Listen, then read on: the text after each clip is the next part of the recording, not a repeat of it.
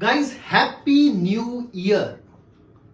अब आप सोच रहे होंगे कि अभी तो न्यू ईयर में अप्रोक्सीमेटली एक महीना बाकी है, but still sir is wishing happy new year. Guys हम कोई भी फंक्शन, कोई भी ओकेजन तभी इंजॉय कर सकते हैं जब हमारे मन में, हमारे दिमाग में कोई टेंशन ना हो, कोई बर्डन ना हो। इसीलिए आपके 12th बोर्ड के एक बर्डन को कम करने के लिए हमने अपने रियल कॉन्सेप्ट ऑफिशियल चैनल के ऊपर 1 मंथ में 12th इंग्लिश का कंप्लीट कोर्स देने वाले हैं, राइट। यानी कि एवरी डे आपको थोड़ा थोड़ा कंटेंट मिलता रहेगा।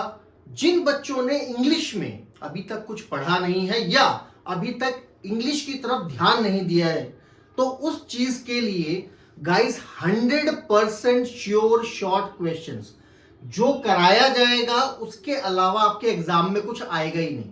अब आप कहोगे इतनी श्योरिटी से कैसे कह रहे हो?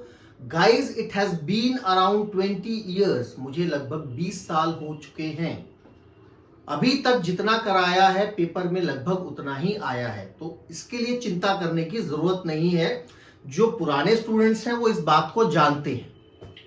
अब आगे बढ़ने से पहले कि हम एक मंथ में कैसे सिलेबस कंप्लीट करेंगे, राइट, उसको देखते हैं और साथ साथ सिलेबस के अंदर क्या क्या होगा, कहां से हम स्कोर कर सकते हैं। एक बच्चों के मन में क्वेश्चन आता है कि सिलेबस तो सर सारी बुक्स में लिखा हुआ है, आप सब कुछ करा दोगे, वो तो आना ही आना है उसमें से। Guys limited content, examination point of view से सिलेक्टेड चीजें हमने करनी है, उन्हीं चीजों को प्रैक्टिस करना है। तो 30 डेज यानी कि एक मंथ तो लगेगा हमें सिलेबस कंप्लीट करने के लिए।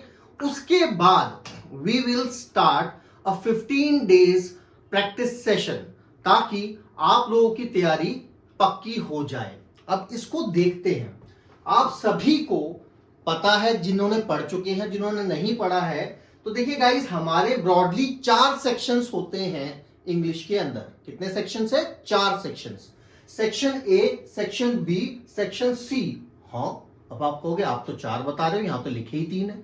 चौथा सेक्शन जो होता है गाइस आप लोगों का, वो है रीडिंग और लिसनिंग स्किल्स और प्रोजेक्ट वर्क, यानी कि 20 मार्क्स का वो आपका सेक्शन 4 है, या सेक्शन डी कह सकते हो आप उसको। It will contribute 20 marks to you.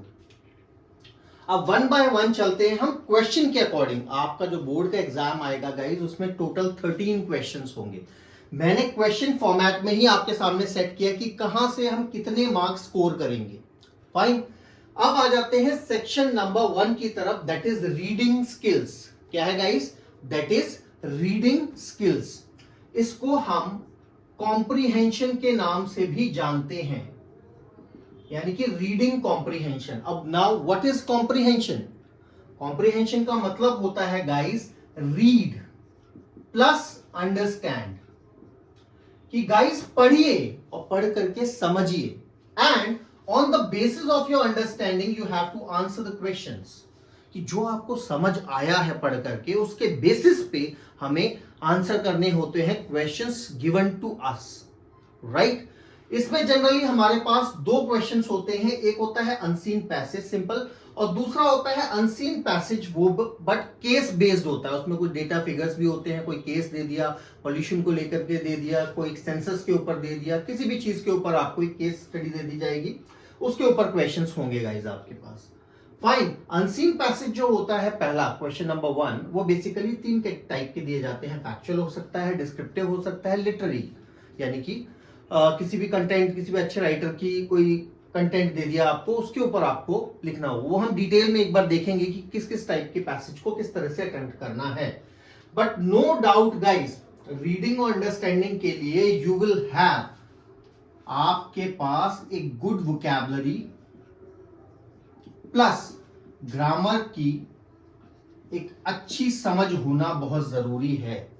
तो अब आप कहोगे अभी तक तो पढ़ा ही नहीं है। इसके लिए भी गाइस हम आपको ऑप्शन देते हैं कि जो हमारा चैनल है, जिन बच्चों को ग्रामर में थोड़ी बहुत दिक्कत है, उसके लिए ग्रामर के सेशंस भी अवेलेबल रहेंगे। If you want to learn, if you want to study, अगर आपकी इच्छा है, आप पढ़ना चाहो, तो आप वो भी देख सकते हो, that would be an add on, right. अभी हमारा जो प्राइम फोकस है, हमारा जो टारगेट है वो क्या है गाइस, बोर्ड के एग्जाम इंग्लिश पे। फाइन गाइस, तो ये रहा हमारा section A and it will contribute 22 marks to us. और याद रखिए इन 22 मार्क्स में से सिर्फ बच्चों को वोकैबुलरी वाले क्वेश्चन में थोड़ी बहुत दिक्कत हो सकती है, वोकैब और इसमें फ्रेजेस आते हैं, otherwise you can easily obtain 20 marks out of 22। Vocabulary वाला अगर क्वेश्चन में दिक्कत है किसी को तो शायद 1-2 नंबर कट जाए, अदरवाइज आप आसानी से यहां पे स्कोर कर सकते हो, नो डाउट एट ऑल।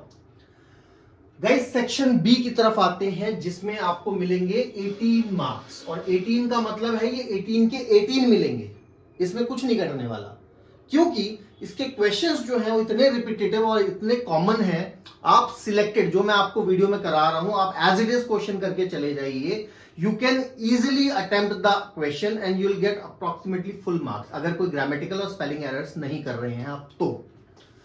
पहला क्वेश्चन नंबर 3 रहेगा हमारे पास गाइस, नोटिस राइटिंग, ठीक है, जो कितने का आएगा, 4 मार्क्स।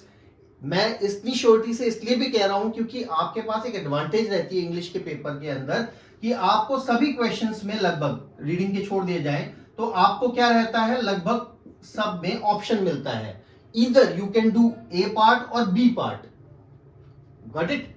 तो दोनों में से कोई भी आप ऑप्शन करते हैं तो आपको मार्क्स तो वही मिल रहे हैं, और जनरली बच्चे को एक ना एक पार्ट आता ही है।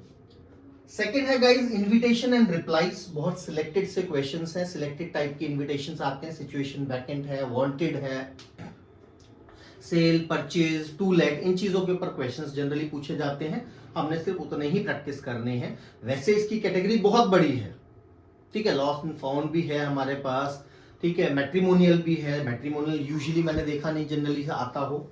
इसी तरह से रिप्लाई में भी 2 ही तरह के रिप्लाईज बनते हैं हमारे पास, इधर एक्सेप्टेंस और रिफ्यूजल, या तो आप जाओगे किसी के या फिर नहीं जाओगे, राइट गाइस। तो 4 + 4 8 मार्क्स तो यहाँ पे फिक्स हो गए। फिर आ जाइए लेटर राइटिंग पे, क्वेश्चन नंबर 5।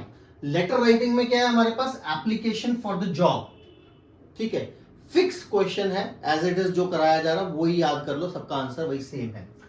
इसके साथ साथ आपको कई बार रिज्यूमे बनाने के लिए आ जाता है, कई बार बायोडाटा दे दिया जाता है, राइट। वैसे एक और चीज भी होती है CV, that is called curriculum विटे, और बहुत सारे बच्चों को इसमें कंफ्यूजन होती है, what is the difference between resume, biodata and CV. Fine guys, क्या डिफरेंस होता है रिज्यूमे, बायोडाटा और सीवी में, वो जब हम ये टॉपिक करेंगे तो डिटेल में आपको बताऊंगा कि क्या डिफरेंस होता है। और क्वेश्चन नंबर 6 गाइस हमारे पास रहेगा, वो भी 5 मार्क्स का है, आर्टिकल राइटिंग या फिर रिपोर्ट राइटिंग, ठीक है। आर्टिकल राइटिंग और रिपोर्ट राइटिंग, इसकी जो वर्ड लिमिट रहती है अराउंड 120 to 150 वर्ड्स की रहती है। अगेन यहाँ पे लेटर राइटिंग की भी 120 to 150 वर्ड्स की रहती है, जबकि नोटिस और इन्विटेशन की जो लिमिट है वो हमारे पास सिर्फ और सिर्फ 50 वर्ड्स की रहती है। तो यहाँ पे वर्ड लिमिट का भी बहुत खास ध्यान रखना है आप लोगों ने, वर्ड लिमिट के अकॉर्डिंग ही हमें चलना है। अगर वर्ड लिमिट आप एक्सीड करते हैं, कम लिखते हैं, उससे भी हमारी मार्किंग पे फर्क पड़ता है। तो बहुत छोटे छोटे से पार्ट्स होते हैं राइटिंग के अंदर, छोटी छोटी सी चीजें होती हैं, अगर आप ध्यान से देख लोगे, सिर्फ वीडियो भी देख लोगे तो guys no doubt you can easily score well. यहां तक समझ आया? तो 22 + 18 मार्क्स यानी कि अप्रोक्सीमेटली 40 मार्क्स, 50% सेक्शन आपका जो है रीडिंग प्लस राइटिंग का होता है। उसके बाद आ जाते हैं सेक्शन नंबर सी की तरफ, दैट इज लिटरेचर, ठीक है। लिटरेचर में आप लोगों को पता है हमारे बुक के अंदर, हमारे जो सिलेबस है उसमें 2 बुक्स दे रखी हैं हमें, एक तो है फ्लेमिंगो और एक है विस्टास, राइट गाइस। फ्लेमिंगो के अंदर, ठीक है, टोटल 8 चैप्टर्स हैं और पोयम जो है टोटल 6 हैं। वैसे एक्चुअल जो बुक है अगर आपके पास अपडेटेड है तो, वरना, और विस्टास के अंदर भी टोटल 8 चैप्टर्स हैं। बट दिस ईयर यानी कि 2024-25 के सिलेबस में, यानी कि इस बार जो आपके एग्जाम होने जा रहे हैं उसके अंदर आपका इसमें से एक चैप्टर माइनस है, यानी कि इस बार सिर्फ 5 पोएम ही आएंगी आपके पास, ठीक है। आजकल नई टर्म है पोम भी कहा जाता है, तो अगर किसी को मेरी प्रोनाउंसिएशन पुरानी वाली लग रही है तो you may correct it, it can be called as poem. Fine guys, so you have only 5 poems this side this year, and Vistas के अंदर से भी 2 चैप्टर माइनस हो गए हैं, राइट? तो यहां पर भी आपके पास टोटल 6 चैप्टर्स हैं, जबकि फ्लेमिंगो से कोई चैप्टर माइनस नहीं हुआ है। तो इस तरह से आपके पास टोटल ये सारा कंटेंट है, राइट गाइस? यानी कि अप्रोक्सीमेटली 19 टॉपिक्स हैं या 19 चैप्टर्स वगैरह सब समझ लीजिए। तो हमें कम से कम 19 क्लासेस तो इसके लिए चाहिए ही चाहिए, यानी कि हर एक क्लास के अंदर, और क्लास का मतलब भी है जो भी हम शूट कर रहे हैं, हर एक शूट में आपका एक चैप्टर इजीली कवर अप होगा। फाइन गाइस, तो ये देखिए क्वेश्चन नंबर 7, क्वेश्चन नंबर 8 और क्वेश्चन नंबर 9, ये तीनों के तीनों जो क्वेश्चंस हैं ये डायरेक्टली आपकी बुक से आते हैं। यानी कि हमें जो चैप्टर है वो थॉरोली पढ़ना बहुत जरूरी है, उसके जो डिफिकल्ट स्टेंजाई एक्सट्रैक्ट्स हैं उसको हमें आना बहुत जरूरी है। That also we will do in the videos, कि जो इंपॉर्टेंट एक्सट्रैक्ट्स हैं जनरली जो एक्सपेक्टेड है कि पूछे जा सकते हैं वो भी हमें देखने हैं। बट आप चाहें तो पूरा का पूरा चैप्टर एक बार जरूर पढ़ें, ठीक है? पोम के बारे में बात करते हैं गाइस। एक स्टेंजा इसके अंदर से आता है, ऑप्शन मिलेगा इसमें भी ए और बी। वहां पे आपको 6 क्वेश्चंस गिवन होंगे, हर एक क्वेश्चन एक मार्क्स का होगा गाइस। तो टोटल 6 मार्क्स के वहां पर हमारे पास क्वेश्चंस आएंगे।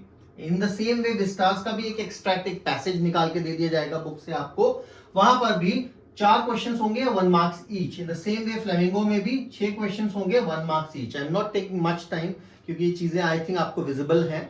उसके बाद नीचे आ जाइए हमारे पास, this is very short answer type questions हो गए, ये शॉर्ट आंसर टाइप क्वेश्चंस हो गए, ठीक है ना? पोम और फ्लेमिंगो मिला करके टोटल 5 क्वेश्चंस दिए जाएंगे, यानी कि total 10 marks it will contribute. And from the Vistas section, this is from the Vistas section guys, ठीक है? 2 क्वेश्चंस आएंगे 2 मार्क्स ईच, यानी कि 4 मार्क्स दिस वे। और लास्ट जो है हमारे पास लॉन्ग आंसर टाइप क्वेश्चन। याद रखना एक और चीज, ये जो है हमारे शॉर्ट आंसर टाइप क्वेश्चन, ये हमें अप्रोक्सीमेटली 40 to 50 वर्ड्स के अंदर कवर अप करने होते हैं। लॉन्ग आंसर टाइप क्वेश्चंस जो होते हैं गाइस 120 to 150 वर्ड्स के अंदर कवर अप करने होते हैं। और यहां पर जो है लॉन्ग आंसर टाइप क्वेश्चंस जो है, एक तो है हमारे पास विस्टास फ्लेमिंगो प्लस पोम से भी पूछा जा सकता है, और यहाँ पे जनरली विस्टास से आता है। पोम से यूजुअली नहीं आता है, चैप्टर से ही पूछा जाता है फ्लेमिंगो एंड विस्टास से। तो दिस इज द वे, या इस तरह से आपका पेपर सेट किया जाता है। और एक और चीज मैं बताने वाला था गाइस, देखिए जो चैप्टर्स अवेलेबल हैं पोम के अंदर, उसमें से an elementary school classroom in a slum जो है उसको डिलीट कर दिया गया है। इसी तरह से जो विस्टास है, विस्टास के अंदर से शुड विजार्ड हिट ममी और Evan tries and O level, ये 2 चैप्टर्स हटा दिए गए हैं। बाकी सारा की सारा सिलेबस जो है, अगर आपके पास ओल्ड बुक भी है तो उसी के अकॉर्डिंग हमें चलना है। आई होप आपको सिलेबस सारा समझ आया है।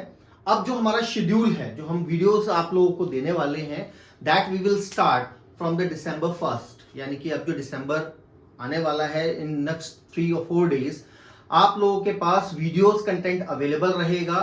तो इसलिए एक मेरा आपसे सजेशन है और रिक्वेस्ट भी है कि गाइस सिर्फ अपना भला ना सोचें, आपके जितने भी दोस्त हैं, जितने भी शुभचिंतक हैं, या जितने भी क्लास में फ्रेंड्स हैं, उनको इस चैनल का लिंक जरूर दें।